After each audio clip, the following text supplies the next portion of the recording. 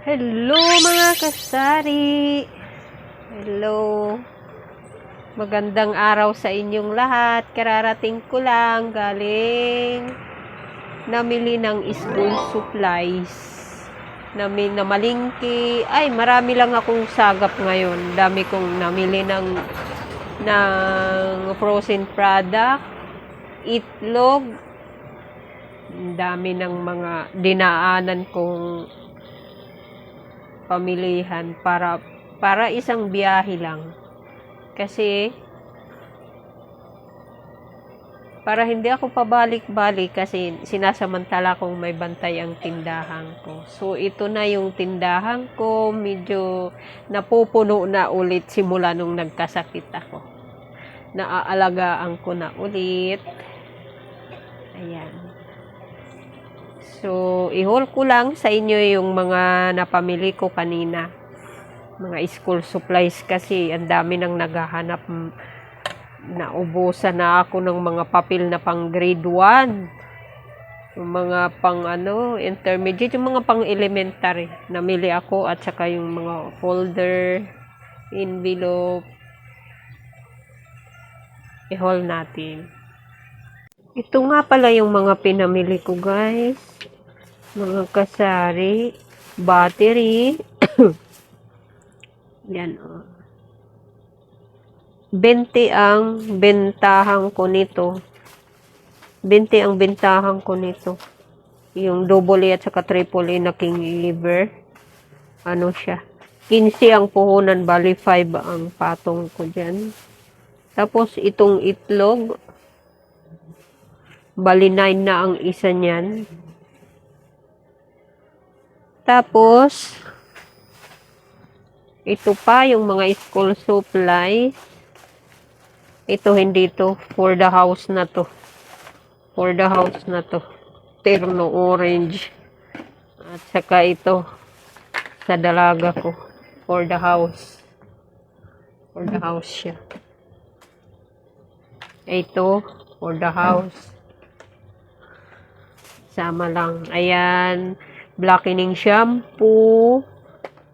Yan. Bali, kasi 45 na ang bili ko. Mahal na siguro. Bibenta ko na to ng 12. Kung hindi 12, 13. Tapos, mga pangkulay ng buhok. Oh. Mabenta to sa akin. Naubos na yung dati ko pang pinamili yan.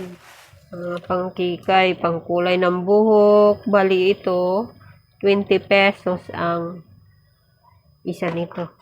Siguro benta ko to ng 25. Ito naman, mga pang-elementary na papel. Ayan. Grade 1, grade 2, grade 3. Ang grade 4, hindi ako bumili kasi marami pa. Ito. Mga kulay ng pangkulay sa buhok, mga eraser. Ito, brown envelope na long at saka short. Benta to sa akin sa mga estudyante. Ayan, folder. Walang available silang long kaya short lang ang nakuha ko. And then, ito, intermediate. Ang mahal na ng intermediate ngayon, 27 na ang puhunan. So, magkano na kaya ang ko nito? 27, baka 30 na ang isa niyan. Mababa na nga ang patong ko niyan. 3 na lang ako. 27 ang isa. Mahal. Mahal ba yun? 27 ang isang piraso. Yung isang ganon na pad. Tapos, hindi rin ako nag-i-stock ng maraming school supplies kasi natutulog lang ang puhunan din pag marami. Kaya malapit lang naman ang bid. At ipwesto ko na nga muna tong itlog kasi baka mabasag pa. At dito naman tayo sa mga frozen product. Isa-isa ko kasi yan dinidikitan ng mga tag price para hindi mahirap pagka yung bantay ko, anak ko. Pati pala mga frozen product dito sa amin, doon sa mga sa pinamimilhan ko, nagtaas na rin ang mga presyo niya. Kaya panibagong adjustment na naman ako ng mga price ng frozen product ko. Mahirap na talaga ngayon magpaka-kampante. Kailangan talaga tuwing mamimili, i-check talaga ang resibo. Kasi minsan hindi nila sinasabi na nagtaas na pala. Ko kasi ito ang puminta sa amin. Paano na kaya ito ngayon? 17 peraso. Bitay. 284. At ayan mga kasari, hindi ko pa nga natanggal ang belt bag ko. Kasi pagdating ko, inasikaso ko na agad, inayos ko. Kasi kailangan talaga mailagay na yan sa freezer, baka masira. Pag nagtagal sa labas, ma-defrost pa.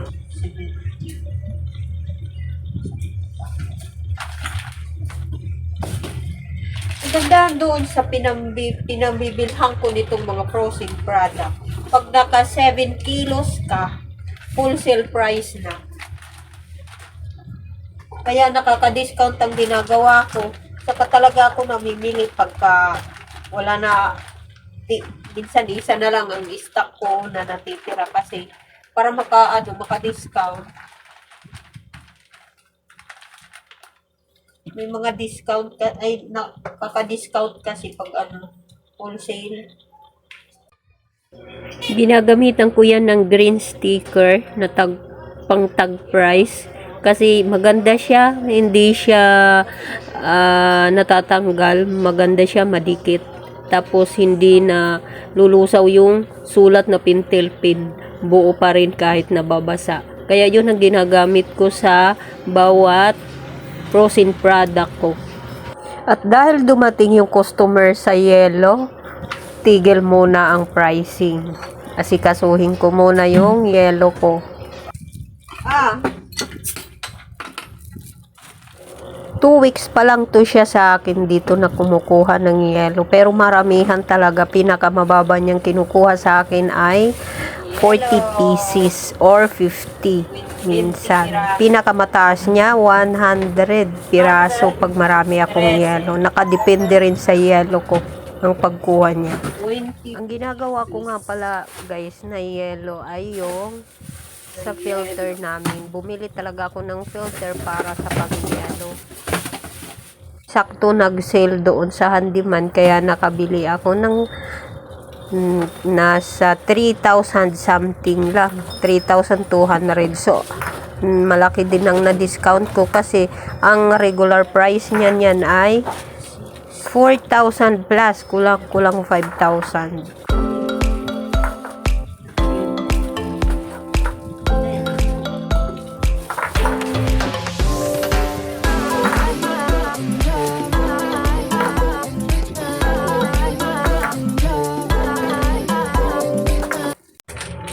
At syempre, kahit busy tayo, intindihin pa rin natin si Tumer.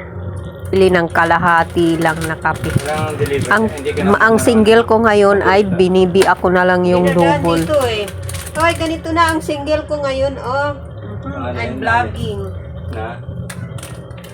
Nagpa-vlog ako. Pakibukas mo. Huwag mo bibitawan, ha? Baka tamaan ako. Dalawang ano? Para sakto, no? Oo.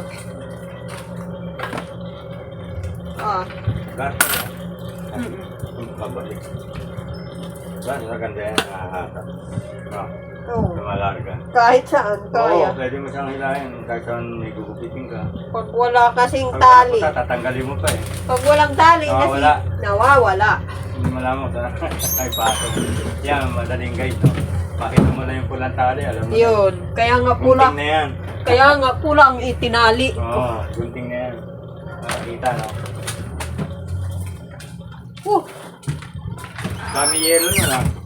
Sanda sa rin, no? Pang 40 na yan na Ano yan. yun? Pang buko. Yung buko na nakapwesto dyan sa may gate.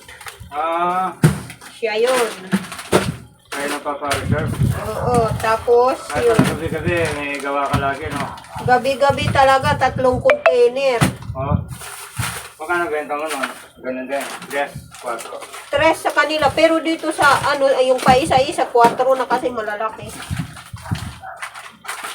Ang nakasubo ko dun, sa grade. Malakas, lalo na pag may pasok sa school. Saka yung mga galing trabaho, yung mga Mm. lakaran, galing sa lakaran. Galing sa mo.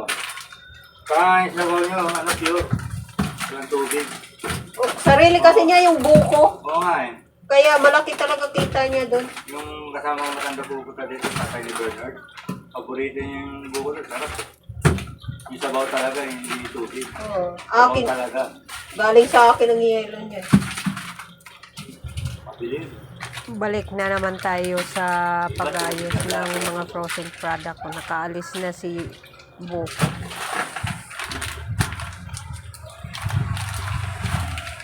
Ilagay sa freezer. Pagkatapos nito, gagawa na naman akong yelo. Kasi naubos na yung yelo ko. 40 pieces yung nakuha sa akin ngayong araw.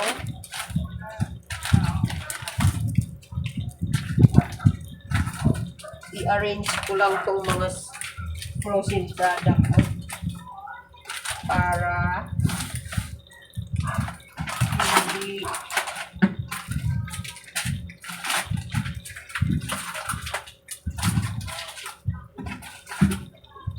hindi siya nakakalito. 81. Ito pala, nabaliktad. 68.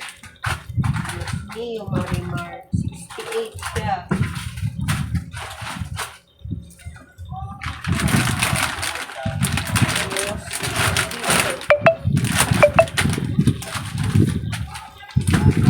Ay, yung putlong nakalimutan.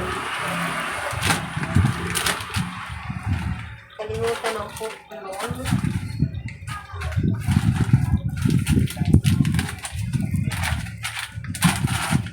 Kalimutan mo ang putlong.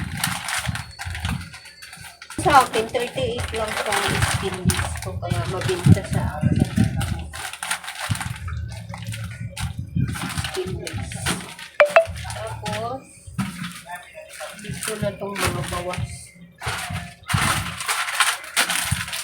Mga bawas. Ayan. Ilagay ko muna, baka masira ang ano ko. Ang frozen product. At saka, kailangan, bago maglagay ng panibagong yelo, tanggalin yung mga nabubuong para hindi mabutas yung bagong gawa. Yan. Ito, ganito ang paglagay ko sa freezer ng yelo, may sapin. Para aangatin mo lang, tanggal na sila. Pero matibay talaga, makapal na. Hindi basta-basta mapupunit. Ayan. Lagay ko muna to.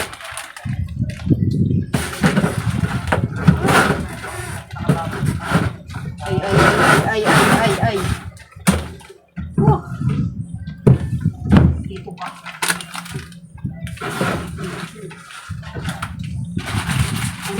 Putik. Puno siya.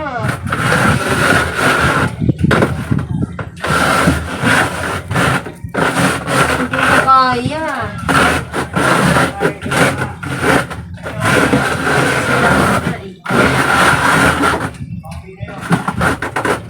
Sira na siya. Dito na lang. Sira na. Tapos ito dito. Ito sila. Okay. Okay. Alright. Okay, alright. So, dyan na sila. So, ayan na.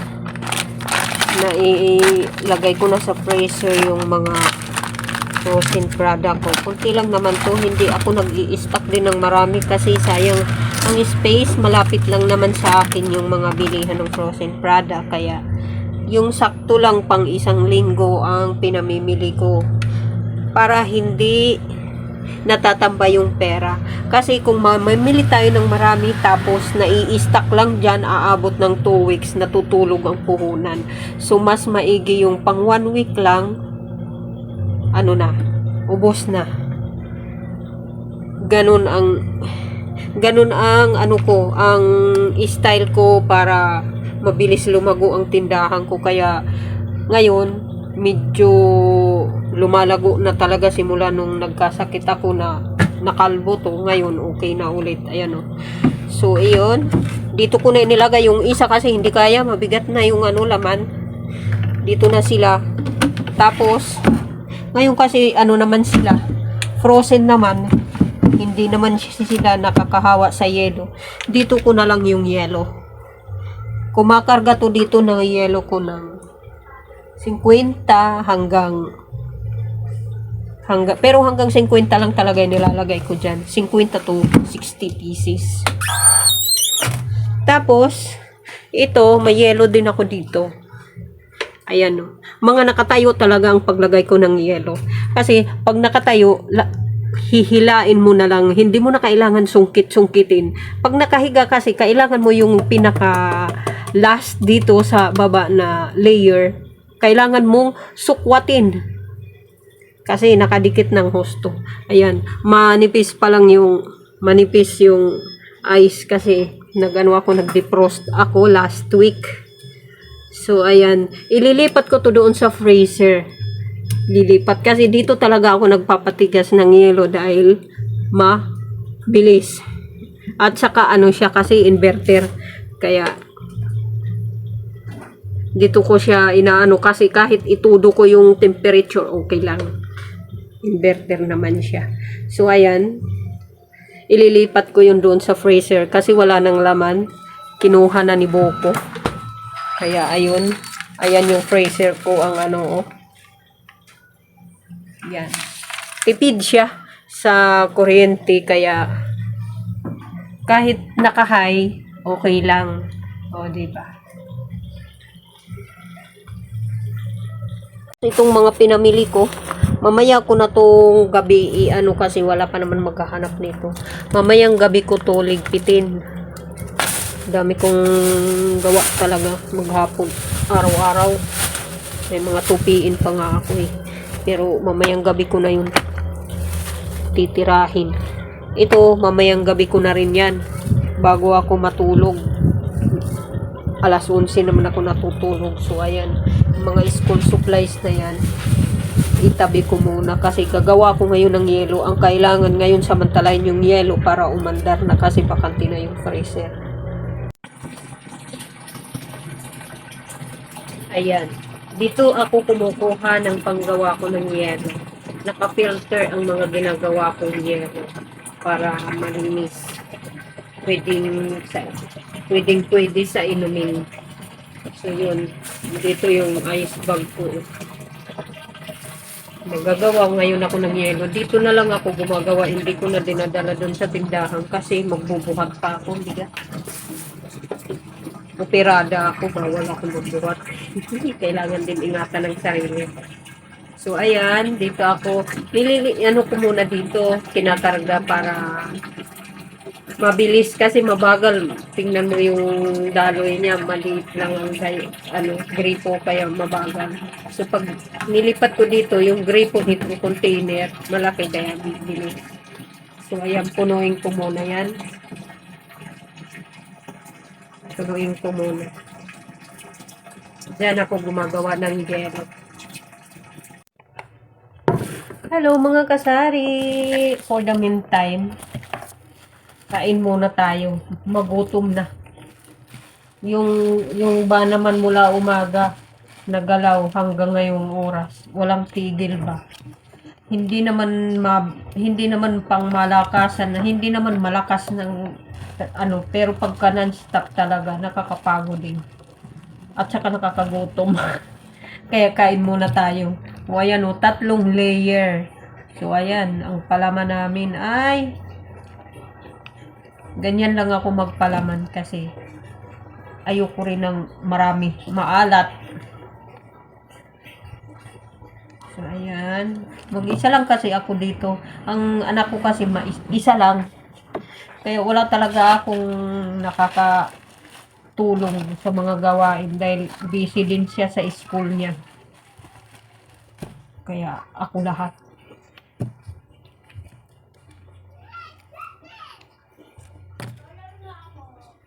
Yun, may nabili. Ano yun?